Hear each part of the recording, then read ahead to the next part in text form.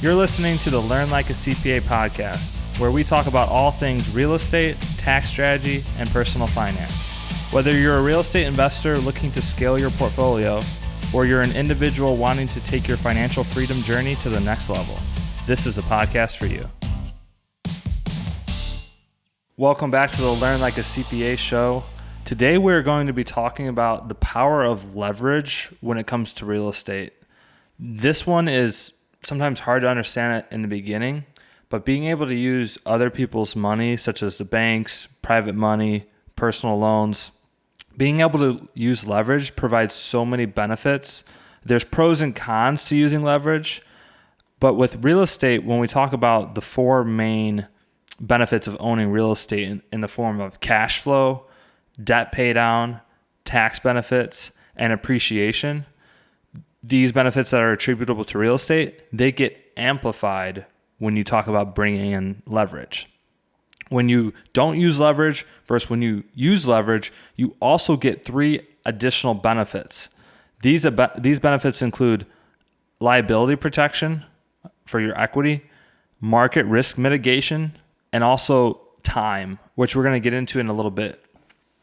So from a cash flow perspective, using leverage allows you to acquire more doors or more units, which in turn is going to allow you to receive more cash flow per month. Now, the contrary to this is you're going to have, on a one-door basis, using debt versus not using debt, you're going to have more cash flow in the unit that has no debt because you're not going to have a mortgage payment compared to the unit that does have debt.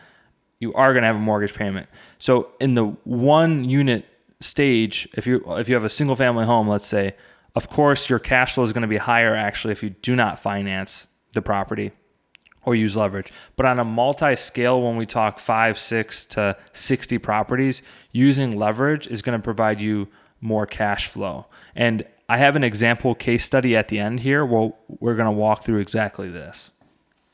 The next item is debt pay down. So one of the interesting things about real estate is, as we're receiving cash flow, as our property is going up in value, we're also getting debt pay down in the form of our mortgage payments getting paid off. That you do not get when you buy the property outright, right? There's nobody paying down your debt. The property's already paid off. So there's no debt pay down attributable to that. And if you look at return on investment, including debt pay down versus return on investment, not including debt pay down, of course, the con to acquiring debt is you have a mortgage payment to make. So what if the tenant doesn't pay, argues with you, you don't receive the payment? If all goes well, being able to use debt and have it get paid down for you over time is going to allow you to build more wealth. Having more units that are leveraged allows you to weather the storm versus only having one unit that's providing you money. So if, for example, let's say I had one unit that was paid off. I put $100,000 down. The property cost $100,000. I had it completely paid off. Versus maybe I had 5 units or 4 units that were leveraged. Well, I'm going to be able to weather the storm if one of those 4 units decides not to pay in a particular month. I'm not going to be able to do that if I just have one property that's trying to weather the storm that way. You're not going to be able to do that with just one property. You need multiple properties. The next item, and I want to be really clear, we don't invest in real estate solely because of the tax benefits.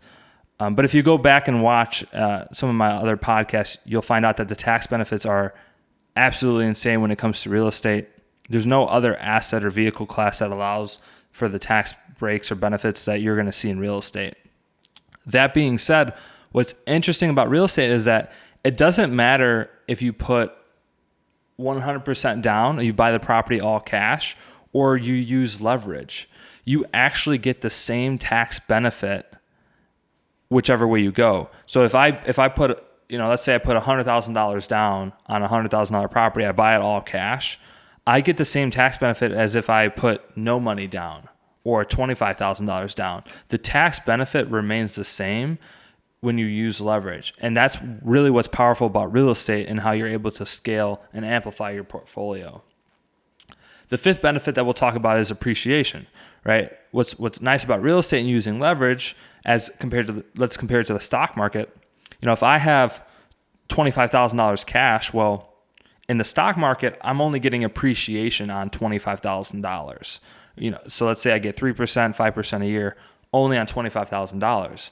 However, in real estate, I can take that $25,000 and go and buy a $100,000 property that I'm now getting that 3 to 5% appreciation on that $100,000 nest egg, as opposed to the $25,000 that I might invest into the stock market or crypto or you name it, whatever it is. With real estate, there's that appreciation aspect, and it's amplified with using leverage, right? Using leverage is going to amplify the amount of appreciation that I get. One of the additional benefits that we talked about with using leverage is liability protection. And it took me a while to kind of figure this out and be able to annotate this and show it to you guys. But if you think about this, for example, in a scenario where I have $100,000 cash and I either buy one property for $100,000 or I take that $100,000 and I go and buy 4 $100,000 properties using leverage, right? So I'm putting 25% down on each property. We're not going to worry about closing costs for this example, but having 4 properties, my $100,000 spread out across 4 properties as opposed to 1 property, that reduces my liability exposure. And the reason being is if one of those properties goes under or insurance claim, I lose that property, I'm only losing 25% of my equity invested in that one property, as opposed to if I bought a property $100,000 all cash, I'm using that $100,000, I lose everything in that property.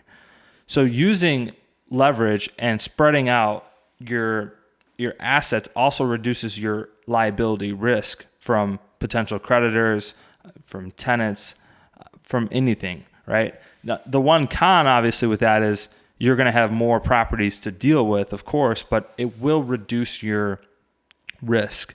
If you default or your risk, again, creditors, tenants, having more than one property by using leverage reduces your liability. The next one, and this is the old saying of don't put your eggs in one basket, is market risk mitigation. This is a little bit more towards short-term rentals, but it also does apply to long-term rentals too. So if you think about this, having more than one property and having those properties spread out a little bit, it allows you to protect yourself against market risks, such as certain cities implementing rent control, or large employers might be moving away from that area, right? If you have a Coke or a Pepsi plant or something like that, where it attracts many, many people and families to that area, and they just move away all of a sudden, that's going to bring the rents in that area down because people are moving away from the area. If you're invested in short-term rentals, there's going to be high and low seasons depending on what type of market you're in. So certain areas of the country are very busy during the summer and fall months, but get very quiet during the winter months. These are normally cities that sit near lakes because the lakes freeze over in the winter. So by spreading out your properties by using leverage, you're able to mitigate your market risk. The third additional benefit is time. When you use leverage and you use other people's money as opposed to having to save and invest all of your money to buy property, you're getting the benefit, the biggest benefit in my opinion out of all of these, which is time, is the ability to get started sooner rather than later. So the sooner you get started, the more you're going to learn the lessons along the way, the ups and downs, and the quicker you buy you're going to be able to buy real estate quicker using leverage than you would if you were to use cash. By using leverage, you have the opportunity to get more deals under your belt, which will allow you to build equity faster and allow you to become a more seasoned investor quicker. You're going to be able to speed up that wealth building process. And so we're going to get into a case study now. So I'm going to share my computer screen. But before I get into that, we're going to do 2 scenarios. So let's say each person A and person B, they each have $100,000 cash to play with. Okay. Person A is going to buy a property with all cash for $100,000. Person B is going to buy 4 properties by using leverage. Each property is going to be fair market value $100,000. The rents for each property are going to be $1,000 a month. Operating expenses are going to be $300 a month. Principal and interest payment is going to be $400 a month. We're assuming no closing costs here, just for example's sake. Each person is in a 25% marginal tax rate, and each person has a 5-year hold on their properties. So when I share the screen for the video here, we have two examples. So person A on the left here is the one that's only buying one property with that $100,000 and holding it for 5 years, versus person B is buying 4 properties with that same $100,000 using $300,000 worth of leverage. And as you can see, every single metric here is amplified by using leverage. So cash flow is an additional $6,000 per year because of the ability to use leverage, or a total of $30,000 additional over 5 years. The debt paydown factor, of course, with the person A who owns the property outright, there is no debt paydown factor compared to person B. Person B is allowing that tenant or that guest that's staying at their property to pay it down. That's a total of $24,500 over 5 years. The tax savings. So we talked about what's interesting about real estate is that no matter if you put $100,000 down or you finance the property, you get the same tax benefits whichever way you go. Can't do that in the stock market for sure. But you'll see that the person who has 4 properties is going to have 4 times the amount of tax benefits exactly than the person that has only 1 property. And lastly, the appreciation. The appreciation is going to be about 4 times more, actually more because of compound interest, but the appreciation that person is receiving is on that same $100,000 invested is going to be more. So the total return, the person that has 4 properties using leverage, actually over a period of 5 years comes out $115,000 more ahead than person A, and their total return is 178% over 5 years, as opposed to the 62% that the person A who only has 1 property is getting. That percent difference swing there is 116% when you compare the two people.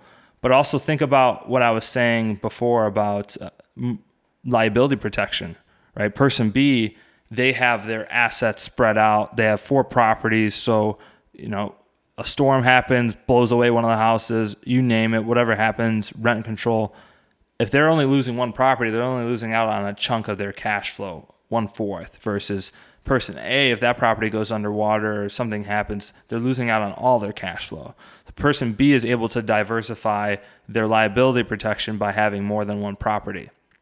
And then we spoke about market risk mitigation, right? Having 4 different properties is going to allow you to spread out that whatever market risk you're subject to across 4 properties as opposed to 1. And then lastly, time. Time is that biggest aspect when it comes to investing. And this is regardless of what you're doing, whether it's stock market, crypto, real estate, businesses. The more time that you have to invest and get better at something, the higher the return you're going to receive in the long run. And so the sooner you can get started by using leverage, the more you're going to have in equity, the more experience you're going to gain, and the more knowledgeable of an investor you're going to be. So that's going to wrap it up for today's episode, guys. We talked about so much. We talked about how leverage can impact your real estate investing journey, how it can get you there quicker, it can spread out your risk and boost your returns. If you enjoyed the show, make sure to subscribe on Apple, Spotify, or YouTube, wherever you are listening to this content. And just wanted to shout out that I am having a boot camp on August 10th, 11th, and 12th. We're going to be talking about how to do bookkeeping for rental properties, bookkeeping for flippers, bookkeeping for real estate agents, and we're going to also dive into tax strategy. No matter what you're doing in real estate, whether you're fixing and flipping, you're buying and holding, you're wholesaling, we got you from a tax strategy perspective. So again, that boot camp is going to be August 10th, 11th, and 12th. If you have a question or want to see something get brought up on the podcast, make sure to DM me at LearnLikeACPA on Instagram and Twitter. And I'll see you guys in the next episode.